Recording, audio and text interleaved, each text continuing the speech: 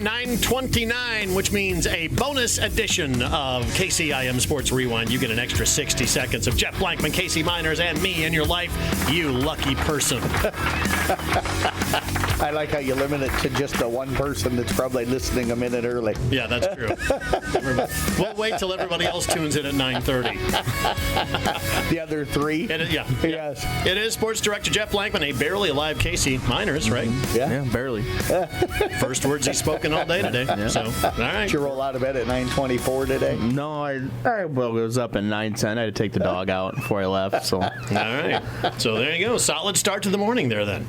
We got lots to talk about. Baseball, softball, really. I mean, coming down the home stretch of the season, it's time the team's got to get some things correct here, right? Yeah, it's hard to believe that we're already the 11th of June and the postseason like 3.5 starts. weeks from postseason. Yeah. You know, you got June 8th, and June 6th is when the girls' postseason starts, and June 8th is when the baseball postseason will start. So it's July. Yeah, July. Yeah, sorry. No, so it's early in the morning for me as well. But, like Casey said, we're 3.5 weeks out from getting the postseason underway, which is amazing because it feels like, even though it's been over a month, it feels like that the baseball, softball season just started. is getting started. You said the other day, and I was working Saturday morning, and you were already in here in the studio, and you said something about, man, it's June 10th. It feels like the middle of summer, and we haven't even felt like summer even should be here yet. But I think part of that was flying by. The part of that, I think, was the rainy, cold, kind of March, or not March, but May that we had, that it just never felt like it was kind of starting the beginning of the summertime. So once the weather started straightening out, you're then about a month and maybe a week or so away from the playoffs. So yeah, it's just a very short season, it seems like, anyway. We're going to get to our top 5 performers here coming up, and some other baseball and softball notes and things like that. But let's start with our trivia question this morning. NBA Finals. You guys been watching that at all? I haven't watched it, but I watched a little bit of Game 1 and Game 2, but I followed it. Celtics rolling right now, 2 games to nothing. You should be pretty happy. You still follow the Celtics much? I really don't. Okay. Since Bird, McHale, and Chief all kind of retired, I lost track of the Celtics there for a while. But they're an exciting team to watch. I just haven't gotten that much into it. So the Celtics-Lakers tied with 17 championships apiece. Yep. My question of the morning is, what are the 2 teams that have the most losses in the NBA Finals? Do you know that this morning? I don't know. And we'll hold on to that answer here. I want the top 2. Okay. So can I throw one out there right now? All right, we do probably the obvious one. I'm thinking it's the Lakers because they lost to the Celtics like 9 years in a row almost. With when Bill Russell and those guys were playing, it almost seemed like it was the Lakers and Celtics every year. The Russell and the champion and the Wilt Chamberlain rivalry that went on at that time. So that was the first team. They have lost 15 NBA Finals. The Lakers. So they're barely above 500. That's hard to believe. 17 and 15 in NBA Finals. Okay. Which, kudos to them for making that many. So that's an incredible stat right there. Are the Celtics the other one because they've made a lot of finals? Nope, not the Celtics. Okay. All right, we're going to hang on to that second answer coming up here in just a little bit. But baseball, softball, you guys have been kind of monitoring the teams and things like that.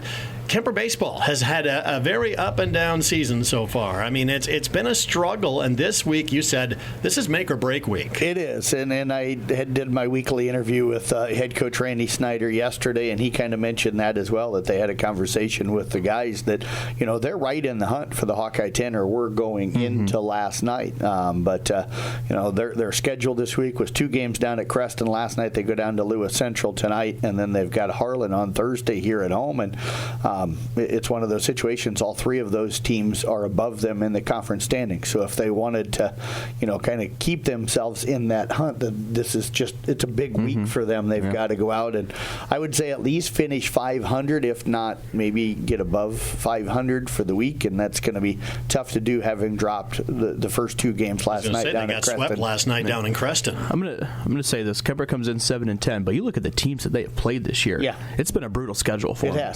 It has. I mean, you play number 1 Underwood, who we'll talk about later on. You play a state champion last year, Remsen St. Mary's, who brought back almost everybody. They're ranked. Yep. You play Bishop Heelan. Yep. Kuhn at one time was ranked number 1. And you play Creston, who's a good team. You got Lewis Central, who's a 4A school, traditionally really good. You had Harlan, who's ranked this year. You look at that schedule that they have played. It's going to prepare them for the playoffs. It certainly is. The thing that's going to be tough, though, is if they don't start to win some games, do they go in confident into the postseason? I think they will. I still never, I never get too concerned with Kemper and stuff. But then you also start to worry about seeding. If you're 5-6 games below 500 or right at 500, you're not hosting. You're not a 1 seed. You're not a 2 seed. You're going to have a tougher run to try and make a deeper run into the postseason. But if there's a team that's capable of doing it, there's 2, I think, here in our area, and that would be Coon Rapids Bayard and Kemper. And with what ICAM Manning did against Underwood the other night, you got to start maybe looking at them and kind of put them into that mix as well. I think a surprising team. I think a lot playing a lot better than what I think me and you might have thought coming into the year, and I think what a lot of people might have thought. Yeah, and I think a lot of it's that Coach Jeremy Nielsen, the head coach down at ICAM Manning's done a really good job. They throw strikes.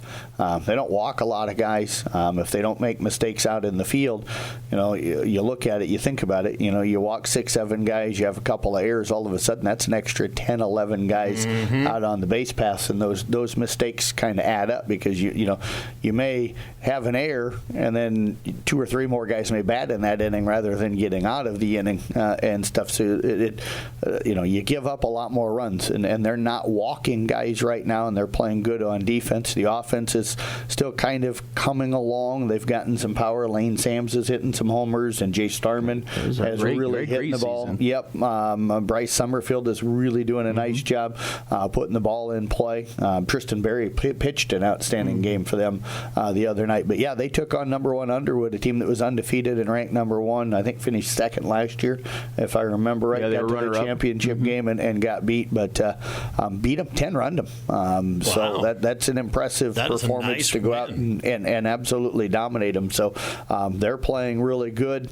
Kuhn, we talk about Kemper being up and down. Kuhn probably kind of the same way. Looked really good last night, and maybe the weekend was a wake-up call. And I think that's what Waddle said too. Because Colby Culbertson came over and did the post game with me, and he goes, we were disappointed with how we played over the weekend, and we sat down, before they went and played. We're like, we're tired of losing these games. Right. We've got to play better, and they did the other night. I mean, 0-2 in the Carroll Classic over the weekend. That doesn't happen. And lost each of them by 10 plus. Got 10 runs in both games. I don't ever recall seeing that happen to Coon Rapids Bayard. And you could see the frustration. Right. Yeah, you could with the players and with the coaches, and they know they're better. It's just getting things fixed, and right now, up until maybe last night, they maybe hadn't done that, but maybe last night kind of started to turn the corner. And I think Kuhn also has played they're playing a lot of bigger schools. They have, but they always do. So, I mean, kind of the same way with Kemper. You look at their schedules and you say they're really strong because they are, but they play those schedules every year, and it's not very often that they struggle like they did. So I get the whole schedule thing, but this is not a new thing for either one of those programs to go out and play tough schedules. If you I do this before I get ready for every broadcast, I look at where kids rank and team ranks within the conference. They're 1 or 3, 2 or 3 in a lot of things. So it's kind of surprising that the record sits at 9-7. Yep. For me at least. Yeah, and I think part of that is just the inconsistencies of how they performed it. And you talk to Coach Waddle, and it's true. We talked about it a lot early in the season. They've got 3 games that they had late leads that they kind of let slip away late, and Kemper's had kind of that same issue at times this year. You give Kuhn 3 more wins, and instead of being 9-7, they're 12-4, and nobody's talking about them. Kind of struggling beyond getting 10 run in a couple of games, and maybe if they're 12-4 7-4, they don't get 10 runs in those 2 games over the weekend because they're just playing a little better baseball. Yeah, just nice wins like that. It helps your confidence. You play better defense. Almost you just play better overall because you have that positive approach to everything. Now, over the weekend, Carroll did go 1-1 at the Baseball Classic. They got to be happy with that. They did. Finished to third. I think they would have liked to have gotten into the championship game. They kind of let one slip away. Bases loaded. Bases loaded bottom of the 7th, nobody out and didn't score. And then end up giving up 3. How did that unfold? Do you remember? If I remember correctly, the bases loaded, one kid struck out, and then a pop-up, and then a strikeout. Oh, that's a brutal way to have that happen. Yep. Yeah. Just want to make contact, bring in that run. Yeah, like I could have got one ball to the outfield, you probably scored the game winner. Like I told Jeff, I'm running a suicide squeeze, I think, with no outs. Why not? Mm-hmm. Yeah. If it's a team that's struggling to score runs, you got to do anything you can to try to push that run. Depends on who's at the plate. If you got somebody that's not a good bunter, that's probably not the right play. But if you got somebody that can lay down the bunt, and if the defense is back, not playing, to take that away, then that certainly is an option. But for Carroll, struggling, I would say probably more than what they anticipated, and for them, it's consistency, walking a lot of guys last night, 4 errors in the loss to Winterset. I gave up 6 runs in the game, and if I remember right, 4 of them were unearned. It's tough to win games when you're walking guys and errors and stuff, giving up unearned runs. Yeah. And we've seen Carroll a little bit, and I talk with Coach Luke and the assistant coach, and he says that's a big thing this year is consistency. They go and play. They open up the year with an ADM team that was ranked within the top 10, outplayed them, but lose 5-4. The Seidel game they should have had. They feel like they should have had the win over at Boone. It's just playing consistent, and then they got the games where they're out there. Like last night, four unearned runs, 4 errors. Walking too many guys, and they've got to find that fine line of because they've got kids that can really play the game of baseball. They do. They just got to play consistent. Yeah, and they're still young. And then South Central Calhoun went on a nice tear. Did lose the other night, but 2 in a row now. Yeah, but I think Coach Withers really happy with the way they're playing. I would say Andrew Anderson and Caden Dorman are both putting together really solid. As a team, they are hitting really well. You bet. We'll move over to softball here real quick. I want to give kudos to our Arweva. They got their first win last night, put 19 runs on the board. I know they're sitting 1-3, but if you look at their early games, they lost against an 8-1 Woodbine team, and it was a scoreless ball game going into the 6th inning before they had some defensive miscues and gave up some unearned runs. Played a very good Coon team on the road and lost 2-1 and led that game until late. They got beat by Cam, who's always really good, but that was a team that I think was playing really well, and Amber Regaler's pitching really well for them right now. Audubon, I'm really excited to get a chance to see them. What is it now, 9 straight? 9 straight, I think, that they've won. Yeah. They're leading the Western Iowa Conference, and there's some ranked teams that are in that. Spoiler alert, they've won 9 in a row, and they're not even the top 5. Your top 5 coming up. No. That's how good the top 5 is. Yeah, absolutely. Okay. That's how crazy the top 5 things are. But, they're playing really good. I'm excited to go down and watch them. They won down at Trainer earlier this year. Yeah, you're going to have a good game tonight. Yep, should have a very good game on KKRL. Carroll, that conference it's Murderer's Row. They started really slow. They did. And, and I know it's something they hang their hat on, a beating the out of conference teams, but they started the season really slow, but starting to pick it up. Starting to earlier a little bit. Yep, they went 2-1 at the OABCIG tournament over the weekend. Injuries right now is something that's kind of dampening things a little bit for them, so we'll see how they battle through that. Coon Rapids Beard, nice to see Anna Hart back in the circle. Breeley Clayberg starting to hit the ball. We talked last time about Malia a little bit. I think that team's got the potential once they get kind of going a little bit to be a good ball club. In talking with Courtney, she thinks that they're playing well. Anna's pitching good. They're playing good defense, but she said sometimes at the plate, and this is a good thing to have, don't get me wrong. Right. But sometimes at the plate, they get up there and they want to swing. So they're just seeing the first pitch. and they're hitting it. They're not taking those, consistently good at bats because they're swinging at the first pitch, swinging at the second pitch, swinging at the third pitch, and it's a good thing because you want to get up there and see your pitch and swing it, but at the same time you want to work counts a little bit, get that pitch count up a little bit higher because you never know if you're going to see a better pitch. Yeah, and speaking of swinging early and often, kind of the Kemper softball team going through the same thing.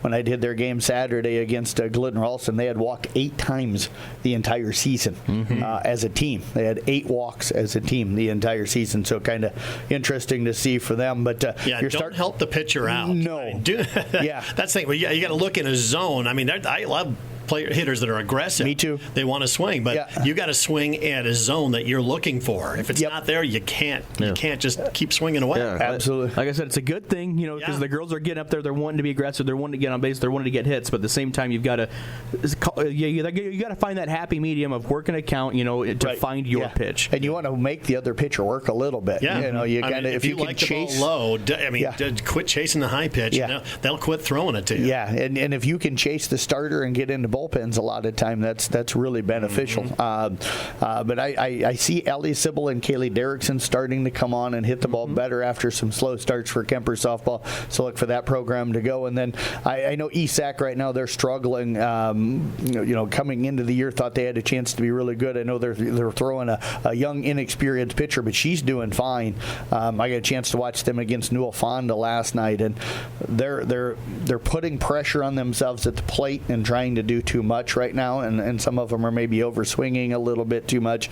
And then defensively, it just seems like they have the one inning where they just make mistakes. Last night, they had 4 errors in an inning or 3 errors in an inning and gave up 9 runs to end up losing the game. So again, it goes back to what you were talking about before. Those one little mistake, you give another team an opportunity. And baseball and softball, all about the odds and and all of that over time. You give them extra outs, they're gonna come back to haunt you. Yeah, every single time. That's a veteran ball club, so I look for them to turn the corner.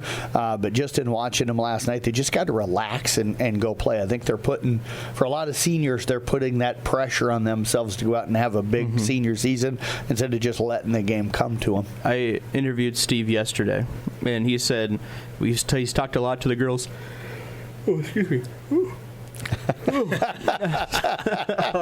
He talked a lot to the girls about just not look at their numbers because everything's up on Varsity Bound now, so the kids can go look and see how they did after a game. Parents can go look and talk to their kids about it. Maybe the worst thing ever. And he goes, baseball and softball, you're going to fail 7 out of 10 times. It's the only sport you can fail more and still have good numbers. Yeah, you can be a 300 hitter and be a good ball player. Yeah, exactly. So don't worry about the failure's going to come. Just go out and play and don't worry about everything else. That's what he said. And it was he hit the nail on the right on the head. He's 100% right. So yeah, let's run through our top 5, John. Right, here we if go. You want. Yeah. Now on with the countdown.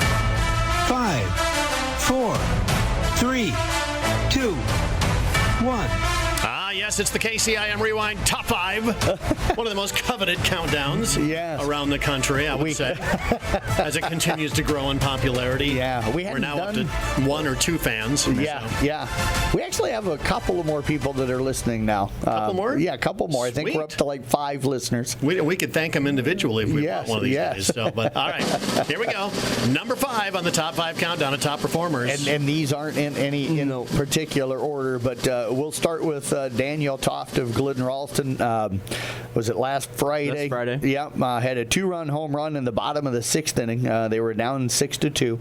Had a 2-run home run to cut it to 6-2, and then had a walk-off single in the 7th inning to give the Wildcats the win over Booyer Valley. Back down from 6-0. Yeah, scored 7 runs in the final 2 at bats to pick up just their second win. I think that was their second win of the season. So congratulations to them on that.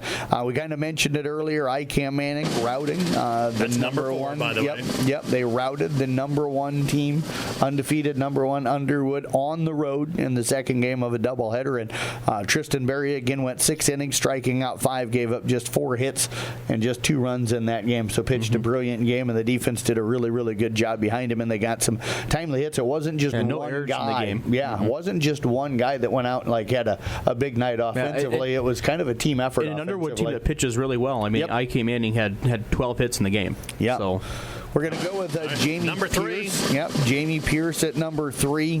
We've talked a little bit about her up at ESAC this year and hitting, but John, you'll like this. Almost had the cycle the other day. Had a double, a triple, and a home run. The easiest one to get the single was the one. She didn't get that one more plate appearance to try and get the single, but rarely do you see a high school kid hit for the cycle, and we almost had it the other day. So that is cool. That when you're doing a game, it's fun. It makes the game a lot of fun when you're like, come on, he just. It's just one of those performances you're going to remember. Yes. You know. Yep. The only time you'll ever be angry at a double or triple or a home run is like when they need a single for the cycle right there. All right, on to number 2. You bet. We'll talk Cal Hayden last night. We'll kind of let you cover the last 2. The last 2 happened both last night. So wow. Cal Hayden was dominant on the mound last night, and I mean flat dominant. Pitched 7 scoreless innings, struck out 17. 17 hitters. 17 out of 21 outs. Yeah. Yeah, he was just dominant. And then number 1, I mean, probably the best single game performance I have ever seen calling a game. Colby Culbertson goes 3 for 3 with 3 home runs and 8 RBIs. Dang. Yeah. That's a pitching and hitting combo right there that you are not going to lose. And other kids contributed last night, but they were kind of the reason they won that game last night. Were they no doubters last night? Was there an inside the Parker home run? No, they were all over the fence. They were over the fence, but with where I was sitting, it was kind of tough to tell. I have a terrible home run call. I'll say that right now because I'll sit there and I'll watch the ball and I'll make sure center fielder's going back and then it's over there. I got to make sure it gets over the fence first before I'm Yeah, unlike what I did with Carter Putney the other day, he hit one, and as soon as left the bat, and I'm like, well, there's a home run. Outfielder's going to the wall, but he's got no shot of getting this one. Well, if you were listening to me last night, the wind must have been blowing in from right because Cal got up, and I mean, Cal smoked on one. Right. And I thought it was going to get out, and I go, oh, if it's fair, and I saw the right fielder coming in, I'm like, never mind. Does anybody hit more frozen ropes though than Cal? Cal had a ground double last night. Really? It was to the opposite field. He's a left-handed hitter. He hit it to the left center field gap. So So 17 strikeouts for Cal Hayden in the game, and then Colby Culbertson.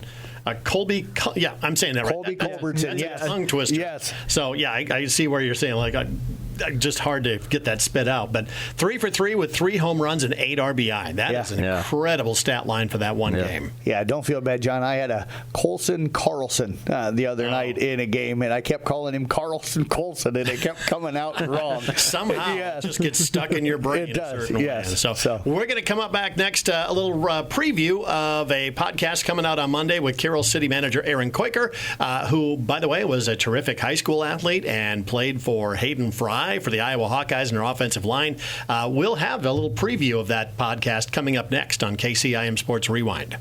As the athletes at your house prepare for hard work and fun of the season, remember that St. Anthony Rehab Services provides physical therapy for any sports injury that may sideline your member of the team.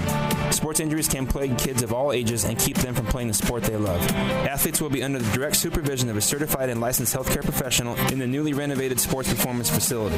If an injury is keeping your athlete out of the game, call St. Anthony Rehabilitation Services at 794-5000 for sports injury and treatment rehab. It is KCIM Sports Rewind. Now, before we get to our podcast preview here of Carroll City manager Aaron Koiker, who's got a great athletic background to him, let's see if we can answer the trivia question. NBA Finals, Lakers, Celtics, 17 NBA Finals wins apiece. Who are the two that have the most NBA Final losses? You got one, the Lakers. They're 17 and 15, which is impressive to make that many NBA Finals, but they've lost 15. Who is in second place on the loss list for NBA Finals? I don't even know if I'd know. Yeah, and I'm struggling because everybody probably not Philadelphia. Well, I just want. Is it a team that's still playing? Like I would think like Seattle. When they were the Supersonics. Nope. Right. Not Seattle. They're still playing. Is it not Philadelphia? It's the Philadelphia 76ers. They have 6 losses. 6 losses. So you go from 15 from the Lakers to 6. Yeah. Celtics and the Warriors each have 5 losses in the NBA Finals. Celtics are the Golden State Warriors. Guess how many NBA Finals they've won? It was 6. just out the other day. Yeah, they won 7. Yeah. They won 7. So they won one before the run that they're on now. Yeah. Followed by the Bulls, who are 6-0, the Spurs, who are 5-1, the 76ers are 3-6, and then Detroit and Miami 3. each on those as far as wins. And the two of Philadelphia's championships are long time ago because they won the one in '83 with 1950, 54, then 77, 80, 82, and 2001. Okay. Were their wins. So it was 82 then. Those were the losses. The losses, okay. The wins were 55, 67, then the Dr. J team in 83. 83, okay. Yeah, there you go. Andrew Toney and Bobby Jones and that whole crew. I hated those guys. I know you did. You were a Celtics fan. World be free, man. I hated that guy. Let's talk about I got a podcast with Aaron Koiker coming out on Monday. And, Aaron, terrific guy, nice guy to sit down and chat with. A terrific athlete in his day up in Sioux Center. Yeah. And we had a chance to talk about that. And we talk about it all the time here about kids playing all the sports. And that's what he and his twin brother Evan did, and he talked about that. No, you had a twin brother, right? Yep, I have a twin brother. He lives actually up in Spencer now, but we were we kind of in basketball we made sure we used 9.5 fouls per game. or I should say that's what the average was. It's wise use of the fouls that counts in basketball sometimes. Not very many teams had a center that had 10 fouls. Exactly. I bet that's true. And we usually made them hurt. Did you play all the sports up there? In small town, everybody plays the sports, don't they? In fact, it's kind of fun story. We played football, obviously, and we were in the state quarterfinals, got to the state quarterfinals. The year before they put the quarterfinals in the Dome, we had to go down to Logan Magnolia and play a home game at Logan Magnolia in November for the semifinals. Yep. That was my junior year, so we got to play there. State track, Evan and I, my twin brother and I, both qualified and placed in the discus and the shot put. And then my junior year, we went to the state baseball tournament. It was I think at that point in time, it was in Marshalltown, and we played. There was only 4 teams that got to go to the state baseball tournament, so we were one of 4 there. And I missed the state basketball tournament 3 years in a row. In the district championship game, sub-state final.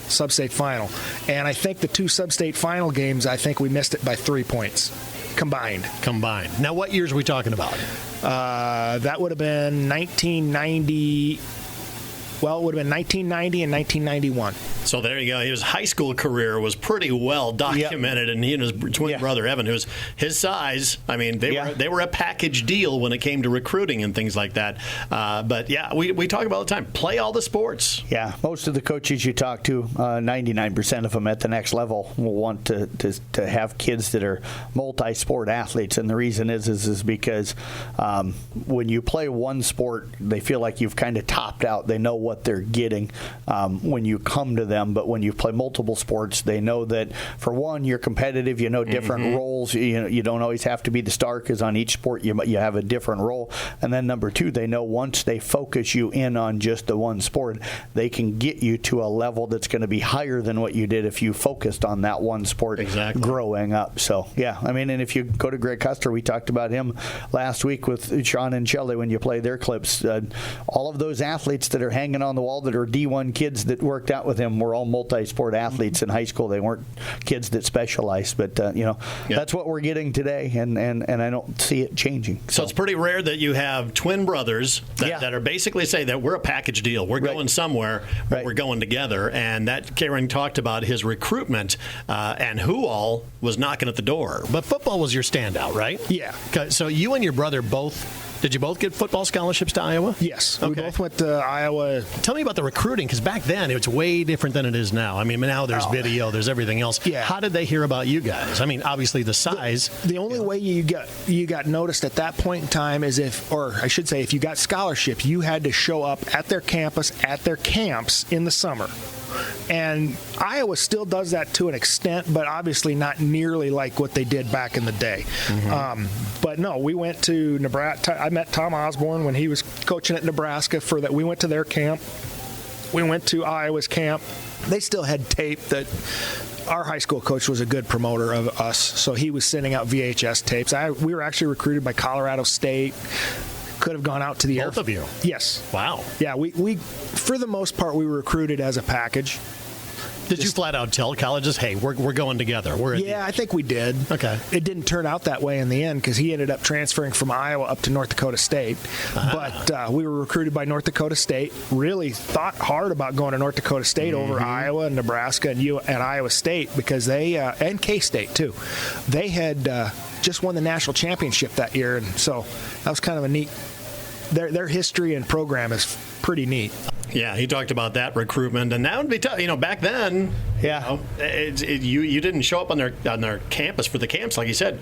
How do you get noticed by some of these guys? Yeah, and that's probably the good thing about all the extra things that these kids today have, and especially with huddle videos and stuff, it's easier to put together a highlight video of yourself and get that information out. But then you got a coach who's never set foot in your state recruiting you, saying, hey, come on here, you're going to love it. You're like, you know nothing about me. Yeah, well, look at Deion Sanders, doesn't recruit at all, so...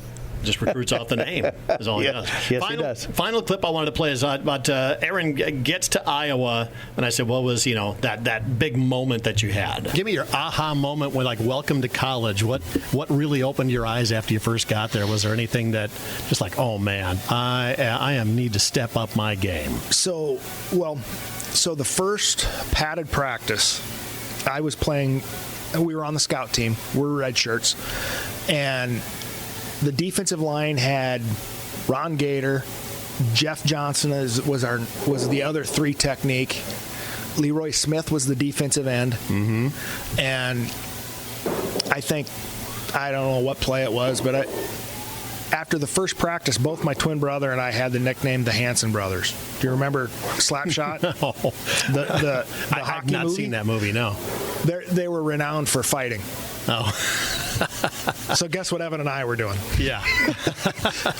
Well, and basically it was the hold on, defend yourself because if you back down, then you're in trouble. So yeah, I was going to say if you don't take it and give it some back, they're going to walk all over you. Yep. Those guys they're just freshmen, they can't take it. So the first practice there, the first padded practice, I ended up getting a pancake block on one of the defensive linemen. He was a second teamer, but that did not go over well. I'm a redshirt freshman, and I just got your second team defensive tackle. So that's something to hang your hat on when you get there. Is you got to make your name for yourself, and you get there. And Aaron, of course, did that. He started for a couple of years on pretty much all the different positions except center, and he was lobbying hard. He said to get that one snap before his career ended, and it didn't happen. That would have been really cool. But you kind of got to do that because anytime you join a new team, you're going to get challenged. People want to make sure that you're going to be able to help them win and help them be successful, so they're going to challenge you. Especially as a freshman coming in, they want to show you that. Take your place on the team. Welcome. But he did talk about also. He does a heck of a Hayden Fry impersonation. Okay. I thought it was pretty. Do you cool. have a clip of that? I do not. Okay. I might have to save that for next week. Okay. Maybe. But that podcast will drop on Monday at 10 o'clock. He talked about that. He talked about. There's a lot of coaches that he was recruited by for Iowa that he has tremendous respect for and all that, and just a really cool interview, cool guy, and just a heck of a story behind him. Yeah. Vern Den Herder. He was a relative of Vern Den Herder's up there, and which makes sense. Northwest Iowa. I said, man, they've been kicking. Everybody's around here. Kicking their butts in the playoffs for a while. Yeah, they dominate the state a lot of times in a lot of different sports. So and most Iowa Hawkeye fans know who Vern Den Herder is. I must be too young. You are. Yeah, a little too young for that name. Do a little Google search. Yeah. He drops a couple of names like that. I think Coach Ferentz took over in 98. I think it was. I was born in 98. Yeah. Yeah. So, you still got to know history, man. I know who Hayden Fry is. Yeah. I know Brad Banks, and that's true. It was interesting. I threw out a theory real quick here before we head out. I said the fans love Hayden Fry way more than Kirk. My theory that they like him more than Kirk Ferentz, but the players would rather play for Kirk Ferentz than even Hayden Fry. Right. And he goes, yeah, probably true. And he was, it just Hayden did not do a lot of coaching with the players. He did the coaching of the coaches. Right. And so he did most of his in the coaching meetings, while, Kirk is more hands-on, I think, with a lot of other things and with the players. Yeah, it's interesting because I agree with you on that. I think part of it is because, Iowa fans our age and older remember when they were probably almost like Kansas State at that time, one of the worst programs in all of football. And then Hayden Fry comes in, and within a few years, he's got them contending in the Big Ten and contending to go to Rose Bowls, and kind of turned that program completely around because they were bad. And I know they slipped his last few years, so when Kirk walked in, they weren't very good. But Kirk's led them to the best 10, 12-year run in the history of Iowa football, and they're on that right now. Yeah, I mean, there's no doubt that Kirk's not going to have it. When he retires, there's going to be a statue outside of Kinnick Stadium. Oh, for sure. I just think the interesting thing is, I think the reason why Hayden's more revered is because now I think Iowa fans are frustrated that there's not more success under Kirk because they feel they should be winning more. I mean, they've had the defense to play for a national championship for 3 or 4 years. They just haven't come close to having the offense. I think there's spoiled. that. Yeah, you get spoiled, and they're definitely spoiled right now. My question about the trophy: will the statue be boring as well? I'm just asking. Who knows? Because Kirk is not a fiery guy. No, is he going to show him standing during the press conference? I've been able to get to know Kirk. Since coming here. I've interviewed him. I think 4 years now, going over to the iClub banquet. So, he's a good dude, a very knowledgeable man. Yes. Oh yeah, and they're always different personally than they are publicly when they're speaking and things like that. I'm just hoping that. That offense can find some life to him this year. Yeah. I think it should be him chewing gum while he's writing in a little notebook that he carries with him, because he always jots down one earphone off in the air and him writing on his little lifetime notes. When I go out to watch them play Illinois State the first weekend of September, that offense better put up more than 20 points. I did ask Aaron also. I said, what was the reasoning behind the stand-up tight end? Come on. And he was like, well, and he discussed that, and I won't give it away, but you'll have to listen for the podcast coming up on Monday. Anyway, that is KCIM Sports Rewind. You can catch a podcast of this program available here in a couple of minutes on the website.